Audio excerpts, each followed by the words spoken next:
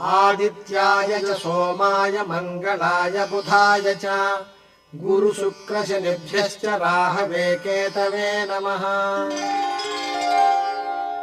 जपाकुसुमसङ्काशम् काश्यपेयम् महाद्युतिम् तमोरिम् सर्वपापघ्नम् प्रणतोऽस्मि दिवाकरम्। दधिशङ्खतुषाराभम् क्षीरार्णवसमुद्भवम् नमामि शशिनम् सोमम् शम्भोर्मकुटभूषणम्। धरणीगर्भसम्भूतम् विद्युत्कान्तिसमप्रभम् कुमारम् शक्तिहस्तम् तम् मङ्गलम् प्रणमाम्यहम्। प्रियङ्गुकणिकाश्यामम् रूपेणाप्रतिमम् बुधम् सौम्यम् सौम्यगुणोपेतम् तम् बुधम् प्रणमाम्यहम्।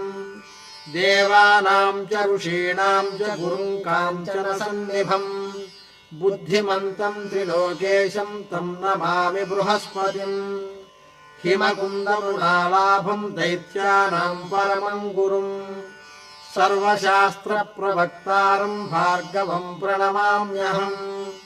नीलाञ्जनसमाभासम् रविपुत्रम् यमाग्रजम् छायामार्ताण्डसम्भूतम् तम् नमामि शनैश्चरम्। अर्धकायम् महावीर्यम् चन्द्रादित्यविमर्दनम् शिंहिकागर्भसम्भूतम् तम् राहुम् प्रणमाम्यहम्। पलाशपुष्पसङ्काशम् तारकाग्रहमस्तकम् रौद्रम् रौद्रात्मकम् घोरम् तम् केतुम् प्रणमाम्यहम्। इति व्यासमुखोद्गीतम् यः पठेत् सुसमाहितः दिवा वा यदि वा रात्रौ विघ्नशान्तिर्भविष्यति।